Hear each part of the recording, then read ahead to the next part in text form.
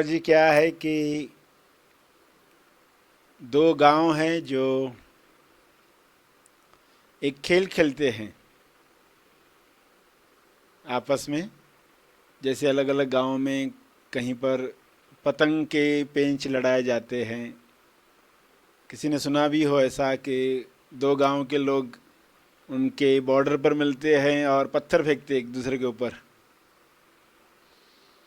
किसी ने सुना है क्या ऐसा गांव? हाँ, कि इस गांव के लोग उनके ऊपर पत्थर फेंकते हैं, ये गांव के लोग उनके ऊपर फेंकते हैं, और बीच में कुछ लोग खाली नज़ारा देखते हैं, दर्शक रहते हैं। तो लोग जख्मी भी होते हैं, लोग अलग अलग कारणों से कुछ खेल खेलते हैं और संग में साहस करते हैं। वैसे तो पत्थर लगने से घबराएंगे। जैसे कोई खेल चलता है जिसमें सड़कों पर बैलों को छोड़ दिया जाता है और लोग दौड़ते हैं गलियों में, ऐसा भी खेल सुना होगा आपने। तो लोग दौड़ते हैं, उनको क्या मिलता है? गिरते हैं यहाँ वहाँ, पाँव के नीचे आते हैं, बच जाते हैं, खुश होते हैं, अपने अंदर के डर को महसूस करते हैं। तो ये गांव में लोग पत्थर फेंकते हैं एक दूसरे के ऊपर, और दोनों गांव के बॉर्डर पर अपने अपने गांव की तरफ खड़े रहकर वे ये काम करते हैं। दोनों गांव की ज़मीन पर जो पत्थर हैं वे अलग अलग तरह के हैं। वो भूमि कैसी है ना, एक पॉइंट पर भूमि बदलती है, अलग तरह की शुरू होती है। ऐसे भी आश्चर्य मन देखना चाहता है ना। जब बारिश गिरती है तो किसी के मन में सवाल आता है, आपके भी मन में कभी आया हो कि बारिश गिर रही है तो कहा जाता है कि यहाँ बारिश गिरी और यहाँ नहीं गिरी। तो विचार आता है ना कि कहाँ पर ख़त्म हुआ रहेगा, यहाँ पड़ रही है और यहाँ नहीं पड़ रही है। कोई एक पॉइंट होगी ना, यहाँ बारिश गिर रही है और यहाँ नहीं गिर रही, उस पॉइंट पर देखेंगे तो कैसा नज़ारा रहेगा कि यहाँ बारिश गिर रही है और यहाँ नहीं गिर रही है और आप बीच में खड़े हो।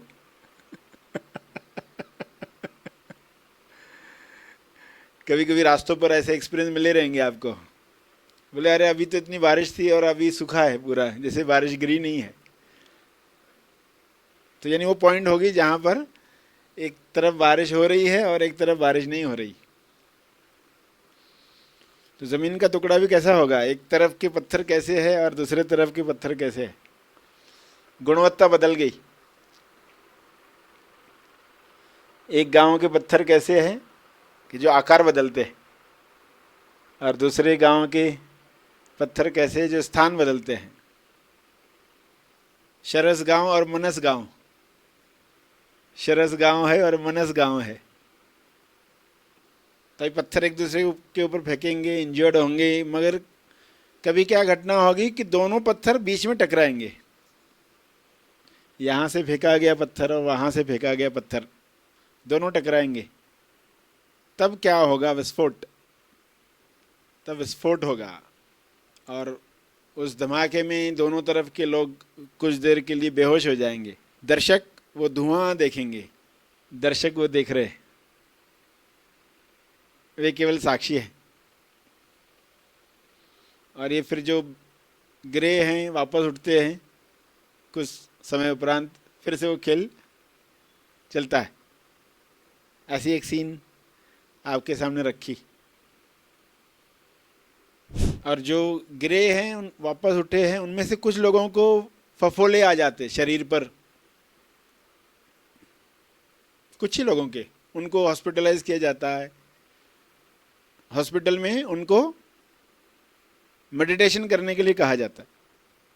अपने फफोलों पर जलने के साथ जैसे होते हैं, अपने फफोलों पर मेडिटेशन करो, ध्यान लगाओ। फिर वो ध्यान करते हैं और वो फफोले गायब हो जाते हैं। तो हॉस्पिटल से बाहर आते हैं जो कुछ ठीक होकर आते हैं, कुछ ठाकुर होकर आते हैं, ठीक होकर ठाकुर होकर। तो ये कहानी में आपके लिए क्या संकेत हैं, क्या आपको इशारा मिला? इसलिए आती सवाल पूछा था आपसे कि क्या आप ऐसे पत्थर देखे हो जो आकार बदलते हैं, ऐसे पत्थर जो स्थान बदलते हैं? तो 2 मिनट मनन करो इस एनालॉजी पर। शरस गांव और मनस गांव, मनन करो, दर्शन करो।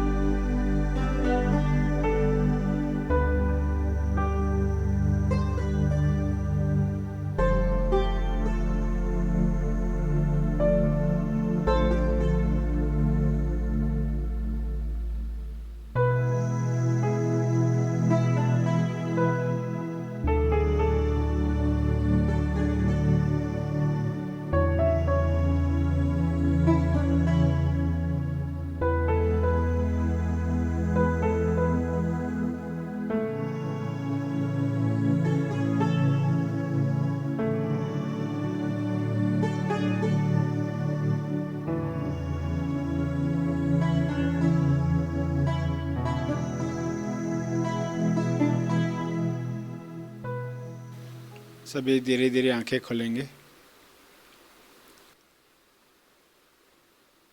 एनालॉजी में जो सत्य कथा पर आधारित है, आपको कुछ संकेत दिए गए जिसमें बाहर का एक अर्थ जो सभी को समझ में आया ही कि पत्थर फेंकने, बाहर के इमोशनल ड्रामास, लोग उसमें पार्ट लेने लगते हैं, कब उसमें उलझ गए पता ही नहीं चलता।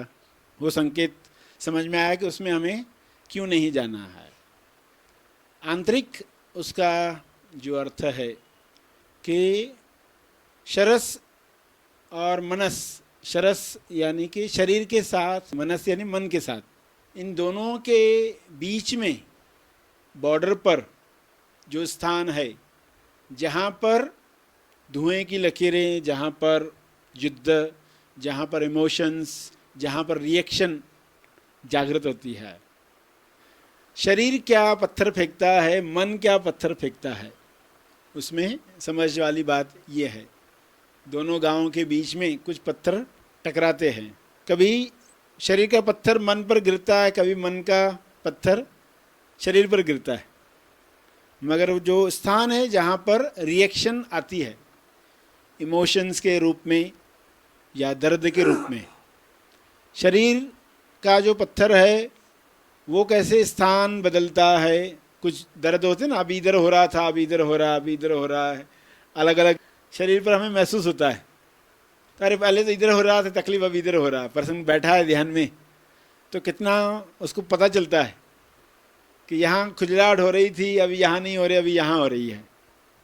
स्थान बदल रहे। कुछ पत्थर जो स्थान बदलते हैं, कुछ पत्थर जो आकार बदलते हैं, इमोशंस बदलते हैं।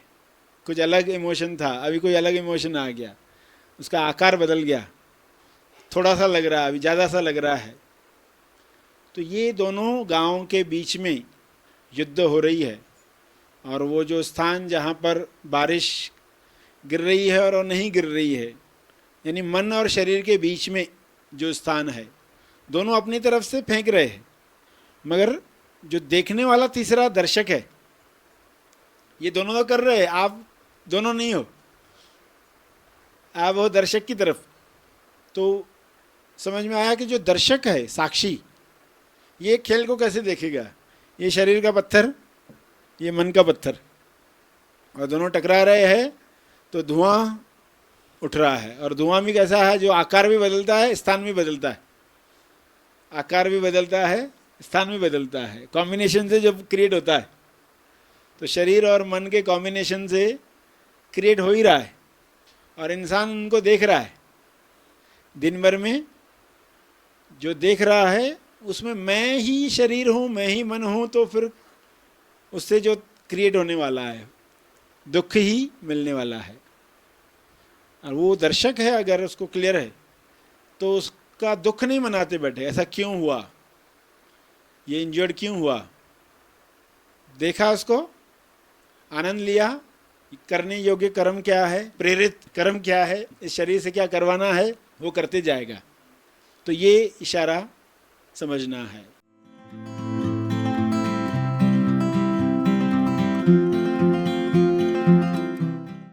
आप भविष्य में अपने जीवन को कैसे देखना चाहते हैं? क्या आपने यह लिखा है? यदि नहीं तो लिख लें और लिखान नियम को जागृत करें, क्योंकि जो लिखा जीवन में दिखा, यही है लिखान नियम। सर श्री लिखित लिखान नियम, लिखते लिखते सफल हो जाएं। लॉ ऑफ राइट राइटिंग, इस पुस्तक का जरूर लाभ लें।